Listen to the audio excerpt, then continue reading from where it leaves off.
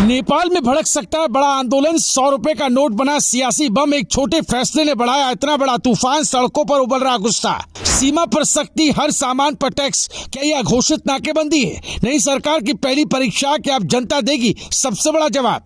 बालेन सरकार का फैसला या आम लोगों पर सीधा वार? सीमा पर लंबी कतारें, जेब पर भारी टैक्स, बढ़ता जा रहा है आक्रोश।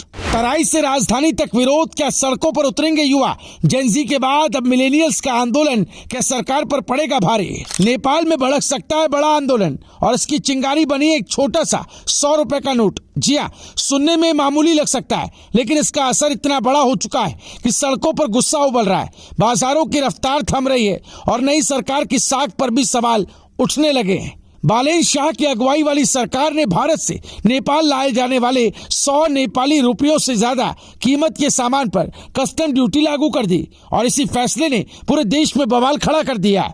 अब सोचिए, जो सामान लोग रोजमर्रा की जरूरतों के लिए सीमा पार से लाते थे, दाल, चावल, सब्जियां, कपड़े, किराना, अब हर छोटी चीज पर टैक्स देना पड़ रहा है और यही वजह कि आम लोगों की जेब पर सीधा वार हुआ।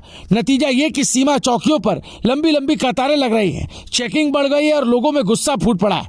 खासकर वीरगंज जैसे तराई इलाकों में, जहां विरोध सबसे ज्यादा उग्र रूप ले चुका है। यहाँ के स्थानीय निवासी, मधेशी समुदाय और व्यापारी सड़कों पर उतर आए हैं और साफ कह रहे हैं कि टैक्स नहीं बल्कि लूट है। कई प्रदर्शनकारी तो इसे अघोषित नाकेबंदी तक बता रहे हैं, क्योंकि सच्चाई ये है कि नेपाल की बड़ी आबादी अपनी रोजमर्रा की जरूरतों के लिए भारत पर काफी हद तक निर्भर है। सीमा के इस पार सस्ता सामान और उस पार चलती जिंदगी। लेकिन अब इस फैसले ने उसी लाइफलाइन को झटका दे दिया। हालात ऐसे हैं कि लोग छोटी छोटी खरीदारी के लिए भी परेशान हो रहे हैं।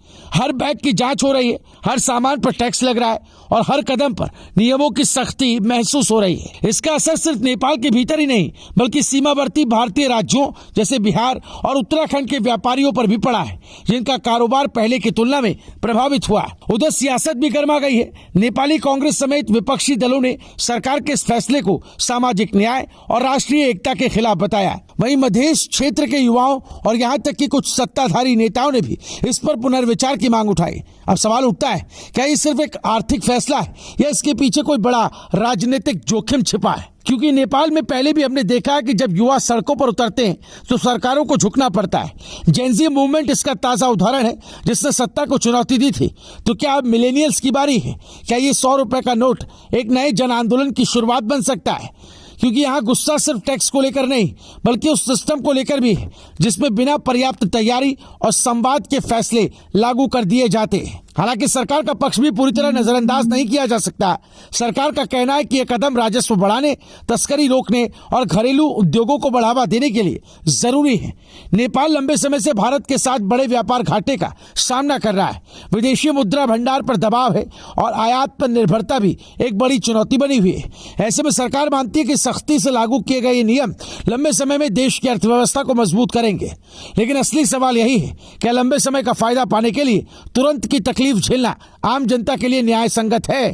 क्योंकि जमीनी सच्चाई यही है कि आम लोग इस फैसले की मार झेल रहे हैं। सीमा पर खड़े लोग, हाथ में जरूरी सामान के थैले और जेब में सीमित पैसे, हर चेक पोस्ट पर पूछताछ, हर बैग की तलाशी और हर सामान पर टैक्स। ये सब मिलकर एक ऐसी स्थिति बना रहे हैं जो धीरे धीरे आक्रोश को आंदोलन में बदल सकती है।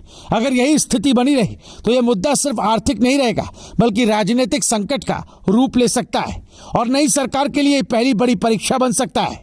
ऐसे में अब नजरें टिकी हैं कि क्या बालेन शाह इस बढ़ते असंतोष को संभाल पाएंगे? क्या सरकार कोई राहत या संशोधन लाएगी या फिर ये चिंगारी पूरे देश में आंदोलन की आग बनकर फैल जाएगी? सबसे बड़ा सवाल यही है, क्या 100 रुपए का ये नोट नेपाल की राजनीति की दिशा बदल देगा? क्या आने वाले दिनों में हम सड़कों पर एक और बड़ा युवा आंदोलन देखेंगे? और क्या ये फैसला सरकार की लोकप्रियता पर भारी पड़ेगा? आप क्या सोचते हैं? क्या ये कदम सही है या आम जनता पर अतिरिक्त बोझ? अपनी राय कमेंट में जरूर बताएं। वीडियो को लाइक करें, अपने दोस्तों के साथ शेयर करें। ऐसे ही तेज तर्रार खबरों के लिए हमारे चैनल रायशुमारी को जरूर सब्सक्राइब करें। मेरी रिपोर्ट रायशुमारी है।